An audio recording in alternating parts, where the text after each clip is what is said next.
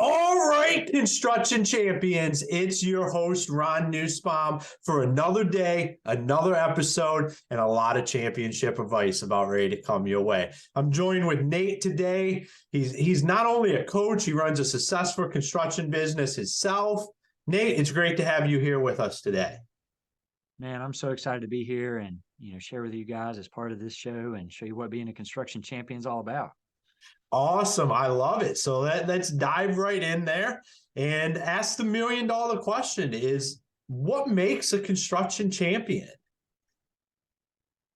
I think a construction champion is built like with grit and determination and the experience. So it takes a while to, get into the industry and learn the ropes so that you can build the systems and processes and, turn your business successful. So I think just it's a grit business for sure.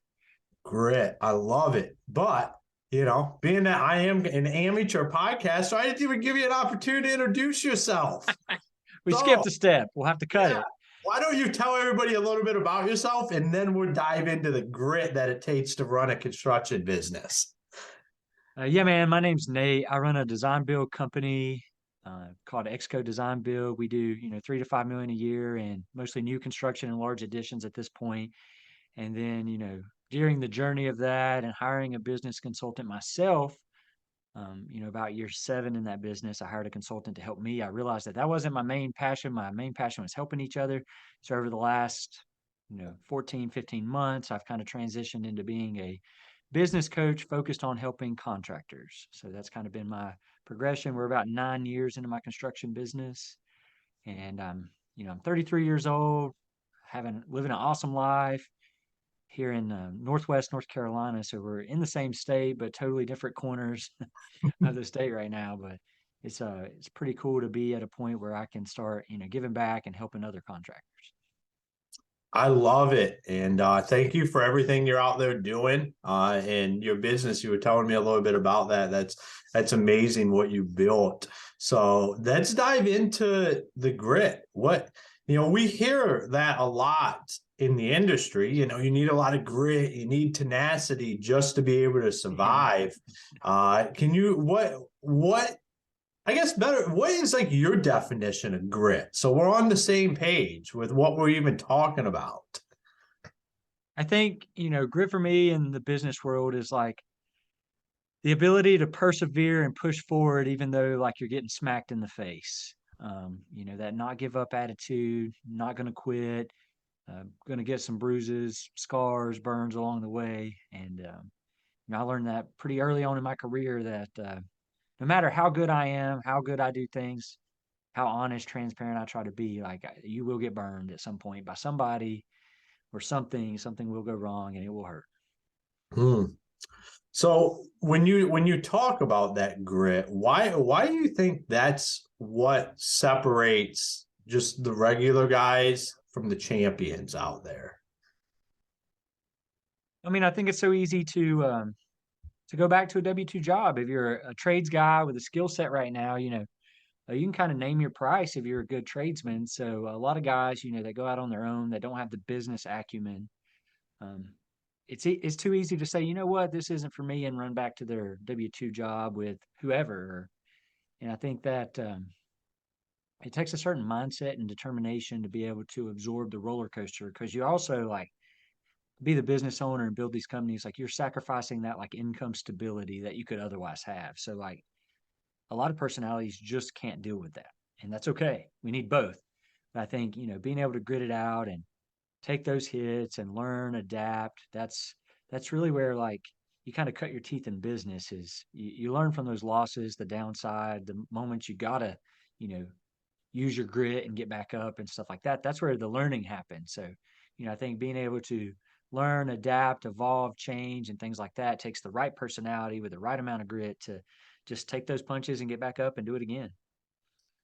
Yeah, I love that. And I love the subject because that what you're talking about is a real thing right now with guys that are kind of on the brink of making it and not, and they're looking at the demand for that W-2 job out there. And I think you're touching on something that's a reality of right now that's currently happening, and guys are weighing those options. Now, being a businessman yourself, you probably definitely see the benefits of being on the business side of things. What are some things that we can help? I know we'll never get rid of the roller coaster. That's just part of it. I think you can smooth it out so it's not as radical. Like it's not like, I guess, whatever the biggest roller coaster in the country is, and it's more like a kid roller coaster. But what are some of the things that you help guys do to get out of that mindset of possibly wanting to be a W-2 employee again?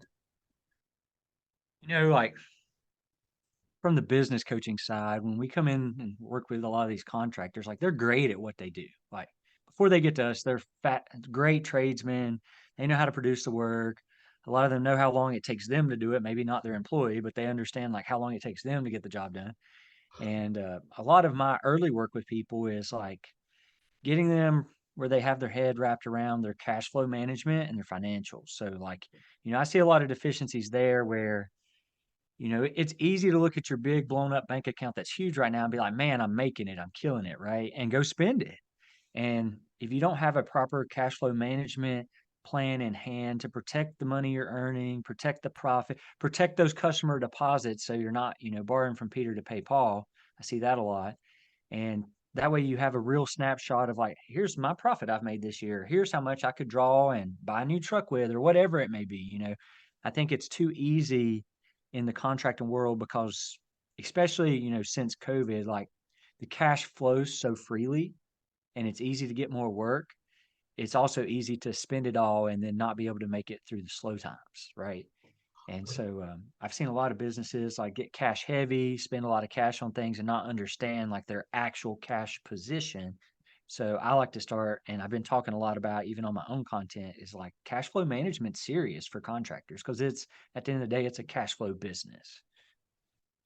Yeah, it definitely is. And when you talk about deposits and all the stuff that happens to go through, I mean, when you're running, I mean, even $1 million a year business, I mean, that's $1 million of cash that's coming through that Yep. annually. I mean, that's a lot of money, and then that just continues to grow. Yep. So what are the fundamentals? How do guys start to get that under control, or I guess have a grasp on exactly what's happening? Yeah, I start with teaching guys like we look back at their financials last year from their accountant or their, tax statement, whatever they have. Some people have a lot, some people have very little information. And then we kind of look at how they're bidding jobs, what they think their gross profit is and net profit target is. And then we start with kind of the my adopted profit first method, and we do it like the grandma's envelopes for your personal finances, right? It's like let's start a bank account and let's start funneling out say 10%. If you think your net's 10%, let's funnel 10% out and see if that's true. And let's put back some for taxes. Let's separate the deposits when they come in into their own account where we hold it until we start the job. And usually, like right there with like 4 bank accounts, is kind of where I get guys started to get in the habit of, okay, like this is my operating money, this is my profit money. I'm not going to burn my profit money paying for operations. And then it makes them make better decisions because their pool of money they see, because most people are visual as far as they pop their bank account, boom, 100,000, I got $100,000, which may not be true. They can see, okay, well, I've got 20,000 saved up in the profit account. So if I want to buy a new truck and pay cash, my budget is now 20,000, right? And so teaching them some of those principles of like, hey, when the money comes in twice a month, once a week, whatever you set up, like let's move money, cash flow in and separate it into this profit account and this tax holding account based on last year's numbers. Yeah, I like that. I like the when you talk about getting that deposit money out of there along with the profit, because that can really muddy the water if you're got a lot of upfront sales, a lot of jobs coming up, and you've collected a lot of deposits. It can really inflate that account. I'm sure you see that all the time. And I'm familiar with the profit first. I've read the books. I think it's a great way to do things. I think it's like hard to adapt, I guess, would be kind Yeah. of I mean, what do you see when you're out there every day working on setting up profit first for guys, because I think it is a good way to go about things. So like you said, if you think your profit's 10%, like let's find out, because this is going to tell us really quick if that's Yeah, we accurate. will know. Correct.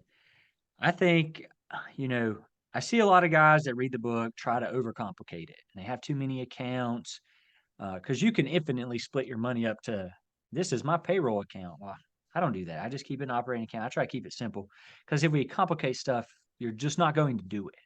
That's Mm, what I see with a lot of contract. That's too complicated. They do it once or twice. They're like, this is not for me. But then we just don't talk about it. So, I try to start with a few accounts like profit, tax, operations, deposit, and then start breaking that out and just keep it real simple early on. And I find that when we start implementing this, people really quickly see like, oh, I thought I was making 20% net, but I'm really like the money I'm having to transfer back in after 2 months from my profit account. So I'm not actually making that. And we can often diagnose the reason I think it's so beneficial is like it's a snapshot where you can diagnose what's wrong with your business based on cash flow before your bookkeeper sends you your financial statements. Because sometimes, they might be 30 days, 60 days behind. Your money's your money. Like you can open your bank account and see right now based on deposits and stuff. And then if you had accounts receivable where you could see kind of what you're owed to and accounts payable. I think keeping it simple at first is how I like to implement it is just gradual adjustments. And then we decide like, hey, we want to add this account for this reason and be very intentional about it. Like for most businesses, Profit First teaches like have an owner's draw account separate from a profit account.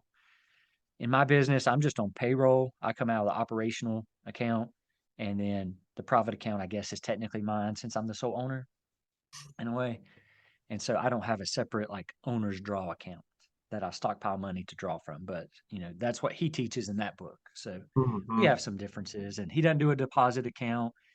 Big contractors like, I might have a deposit of 150, $200,000 on a job that I might not start for 6 months, and that's a IOU, right? Like that Yeah. deposit's a I owe you something. So got to be very careful in how we handle deposit money and things like that because it's actually a liability. So, I start there with a lot of people, just simplistic approach and get them set up on a profit first style cash flow management that fits their business and kind of what they're doing.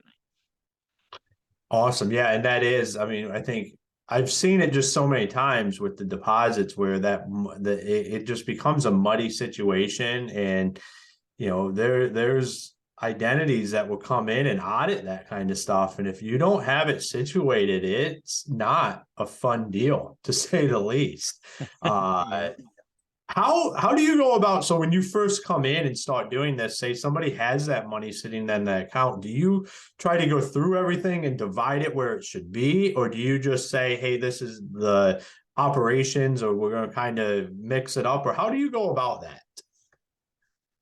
For most guys, initial implementation is we start from like we decide a day we're starting it, and from that day forward, we move forward with that. And if we can backtrack and see kind of like what the profit was, what our actual cash advance, like cash flow for the year was, and we can, clearly determine like a stop point to be able to transfer money and split it up. Sure. But the biggest thing is just pick a moment to start. And from here on, every week, we're going to split our money up into these different accounts. Yeah, I think, having that hard date of when you're going to start something and start implementing it and bringing it in is so critical to not just the construction business, but life in general. We can spend too much time talking about stuff, and especially when you talk about overcomplicating it. Sometimes I think we can intentionally do that to just hinder ourselves, because we know if it's overcomplicated, you're not going to do it. Your staff's not going to do it. Yep. You can just continue, because what's easy is just doing what we've always done, even though Correct. that's not long-term working out. So figuring that out. What is typically the staff situation when you go in there and you start implementing this stuff? What are they typically on board, or is that just a whole nother machine of itself? We work with companies from three, $400,000 revenue to 20 million in annual revenue. And, um, even at the bigger companies, a lot of them don't have cash flow management standards. So we're still implementing it in those larger companies too. And, we see the whole gamut of people being, willing to adjust. Most of the owners are like, this makes sense. Let's adjust. Sometimes, the bookkeeper, it might be difficult to get them on board, but we just build SOPs and make it where like this is an assigned task and you're either going to get on board or get off the train kind of thing with our clients, like we're moving to a cash flow management plan. We don't care how you've done it the last 10 years. This is how we're going to move forward. So we have a better understanding of what our money's doing. How is it working for us? Things like that. So, but for the most part, when I explain that it's just like grandma's envelope method for your personal finances, right? Like if I've got $100 in the envelope for eating out this week, like that's all I've got. It's the same thing. If this is all I've got in my bank account for profit, that's all I've got. Like I can't take out more than that. And so I think breaking it down that way gets a lot of people on board pretty quick. I don't get a lot of pushback from owners other than they're confused about how to decide on like what percentage, like they don't understand the allocation of the money. That's a little tougher to find, explain. We need data, things like that. Yeah, and then because when I remember when reading the books, and what really resonated with me was that you always just figure out how to make it happen. And especially in the construction industry, like we, as if something gets tight, like you figure it out and figure out how to make it happen. This just has the effect of getting the right stuff separated from the top. So when you have to make those decisions, it's not cutting into what you make as an owner or what you're not dipping into that deposit tank. And if somebody comes a calling about that, you're not going to get up to the creek here without your paddle kind of situation. No, that is very much true, is to have that understanding and keep it right. So if you get audited, I've done a couple audits and it's intense, takes longer than you think it does, and they look at everything.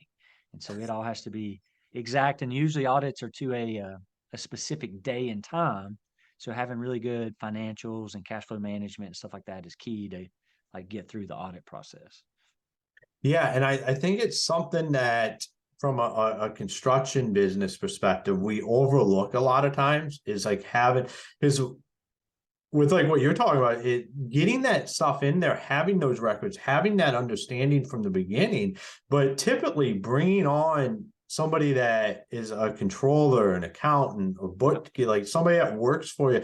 That's something, if we ever make it to that point, like it's out there a ways before we actually start looking at that. Yep. But really it's what controls everything and controls our ability to be able to grow and scale is understanding those numbers. Because I've seen guys get in trouble growing I don't think there's anything really wrong with growing fast, but if you're growing without knowing, then you end up with problems. Yep.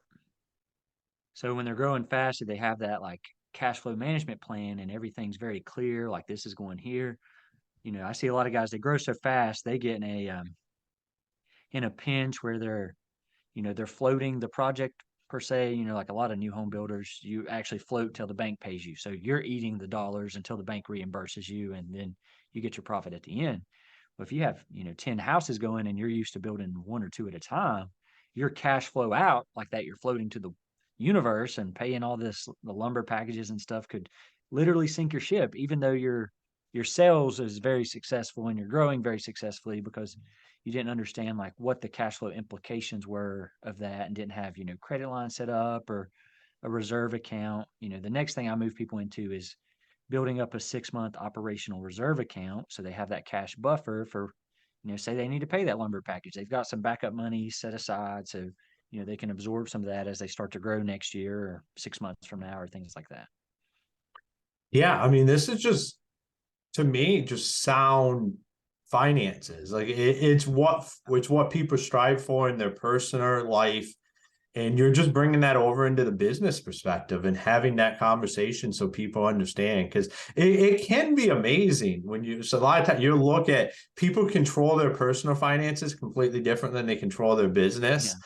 And that can be pretty amazing, but at the end of the day, it's a very comparable thing. You want to make sure your house is in order wherever it's at, whether it's Yep. your business or your personal life. But sometimes we see personal finances, or like here they're really really good, and then like it's a mess over here, and there's no need not to have your house in order. And that's pretty that to me is strange. I think you should make sure everything's in order, even though it can be chaotic. But when you're talking about having the grit to be able to put in the systems so you have a firm understanding all the time. Yep. That's the important part, is that you know at any given moment by looking at your snapshot how you set up your cash flow management, like I'm in a good place, or hey, I'm going to need to lean on this credit line to get through the month, or whatever. Like construction's primarily based around making sure you have enough cash to pay payroll and pay all the bills, pay yourself, and then sometimes you got to float a little bit. Like I get it, it's hard, and it's hard to go from being that tradesman that's focused on just getting the work done all day to now I've got to spend time managing my finances, which is where, that guy that's in the startup phase of his construction company, it's super difficult to put on your finance hat, right? Your construction trades guy hat says, well, I need a new tile saw to get my job done. I'm just going to go buy it because that's what I need. Even though your finance hat might say, hey, whoa, whoa, whoa, we need to knock out these 3 or 4 other little jobs so that we can afford the tile saw, stuff like that. So getting guys where they can put on their finance hat and understand it and not be afraid of it. I see a lot of guys that are talking about their money and finances in their business, make them super anxious. They're kind of scared. They don't want to know. They just want to keep riding. Like, I'll figure it out and get enough cash in to pay the bills, that kind of attitude. Versus like, hey, if we dig deep and it sucks and we figure it out, we can at least get a plan to get you in a place where you now understand your money and understand what it's doing for you, and how can we make adjustments so that you're able to put back profit, because that's really the goal, right? To be on your own is to be able to stack back profit, to be able to take care of your family and be wealthy, whether that's investing it in real estate down the road or whatever. But your measure of success is that. Otherwise, you would just go be an employee. If there's not a benefit by, that profit account growing and things like that, you should just go be an employee. So getting people on board with that mission of getting their business in a place that they can make investments and plan long term for their family is huge. And, maybe that's the approach moving forward. I haven't even thought about that. Like maybe I sell more people on this idea of cash flow management based on that. Like, hey, in 10 years from now, if you take this serious, you could be here. Yeah, and I think we on Construction Champions, for everybody listening out there.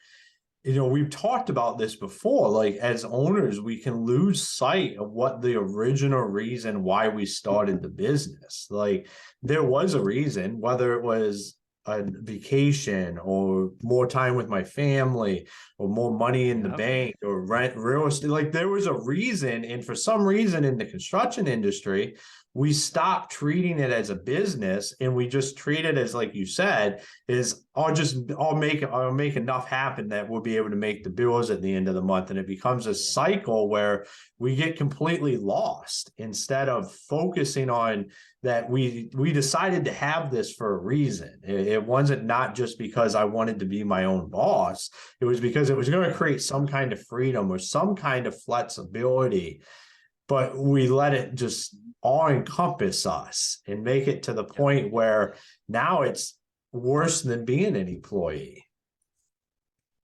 We hit that point, your business owns you instead of you owning the business. And, I did that. I think year 4 or 5 in my construction business, I was working 70 hours every week.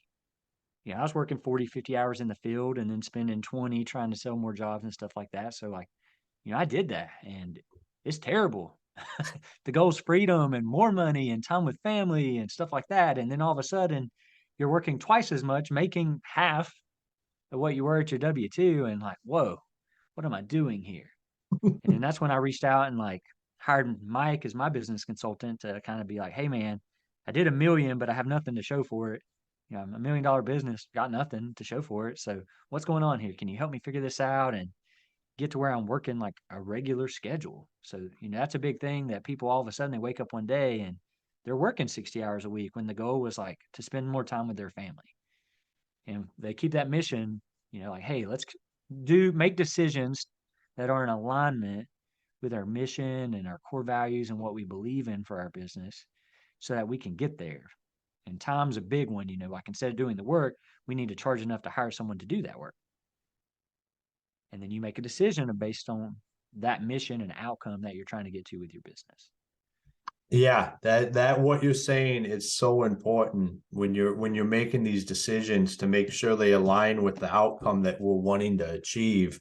But I think that goes back to a lot of what you were talking about kind of at the beginning, where you have people weighing the own being a business owner or going back to W-2 and the mindset of here I am, I'm working more for less.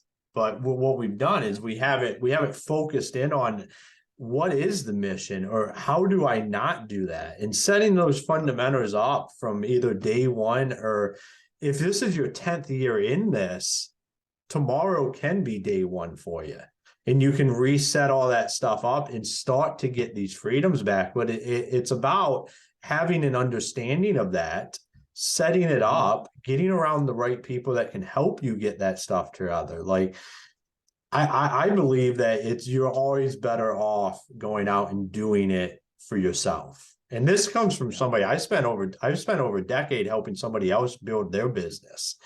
And if I could have that all back, I would do it a lot different, but I'm a smarter man because of it. And I think if you're struggling, you need to get around the right people that can help you not struggle. Don't go spend the next 10 years building something for somebody else. Yeah, finding the right mentor or just group of people to hang out that are at a level you're trying to get to, can make a world of difference. That's what it did for me, joining Mike and some of the guys in his network and being around contractors that were being successful. Like, I went from $1 million business to a $3 million business and 2% net profit to 14% net profit in like a year. Hmm.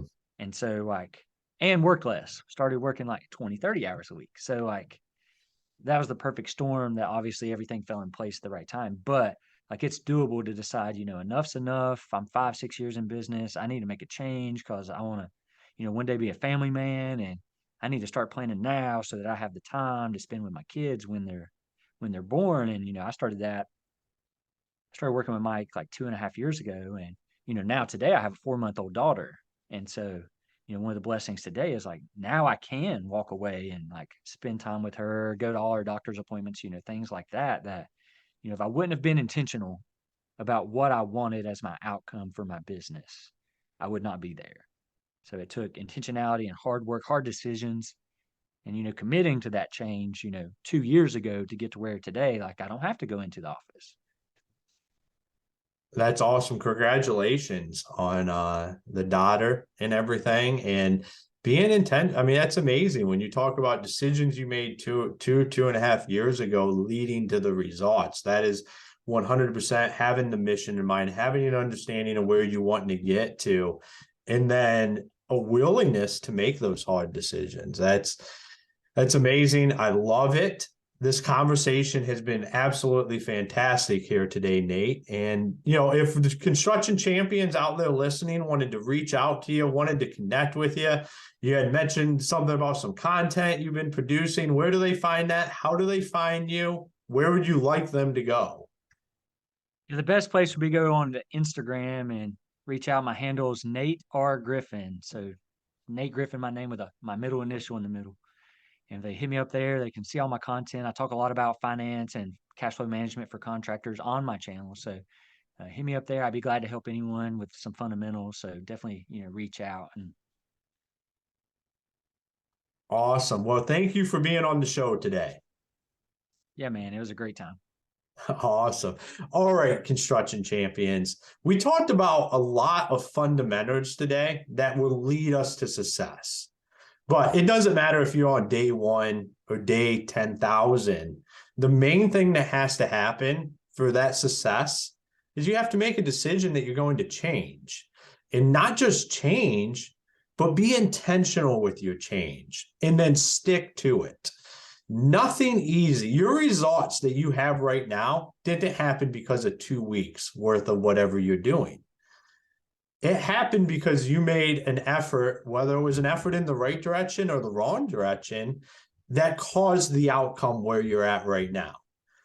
And to be the champions that we are in construction, we need to make sure that we're not losing sight of that mission. Or where do we want to be in the next year, 2 years, 5 years, 10 years?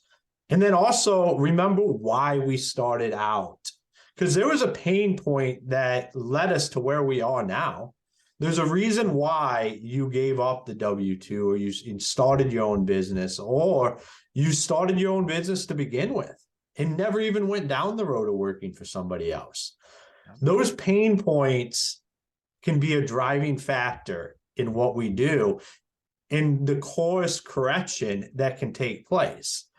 So dive into your finances. I know we've talked about it on here quite a few times, is to just not be afraid of them. Like, finances are not something that are big and scary. It's something that we should understand. And the better understanding you have of it, the easier it's going to be to scale and grow your business.